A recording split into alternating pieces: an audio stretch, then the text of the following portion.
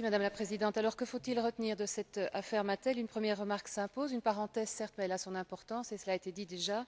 Si cette saga commerciale connaît une fin heureuse, on le doit en partie au sens de la responsabilité des dirigeants de cette entreprise qui ont pris les décisions qui s'imposaient, un retrait massif et une communication efficace également. Ma seconde remarque, pour féliciter Madame la commissaire Kuneva qui a parfaitement répondu à nos attentes, utilisation efficace de ce système RAPEX que l'on pourrait certes affiner encore et ce message de fermeté qu'elle a envoyé aux autorités chinoises. Une troisième remarque qui est une frustration. En réalité, cette affaire Mattel, c'est la chronique ou presque d'un échec annoncé, celui de la surveillance sur le territoire de l'Union des produits marqués CE, en l'occurrence ici des jouets.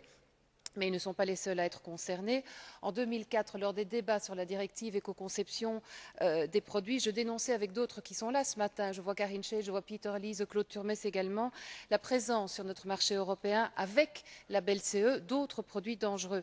Alors il y a des pistes intéressantes, certes, dans notre résolution commune, la révision des directives existantes, la coopération accrue avec la Chine ici, plus de moyens qui sont donnés aux services douaniers comme aux autorités nationales de surveillance. Les deux commissaires ici ont insisté sur ce point et c'est essentiel et je regrette également l'absence d'un responsable ici du Conseil. Cette présence eût été essentielle. Alors en conclusion, parce que je vois que je dois abréger déjà, si l'Europe veut protéger la sécurité et la santé des consommateurs, elle doit bien entendu, comme elle l'a fait, traquer et condamner les tricheurs, mais aussi, je conclus, Madame la Présidente, Monsieur le Président, interdire la commercialisation de produits grand public comportant des substances dangereuses comme les CMR et les perturbateurs endocriniens.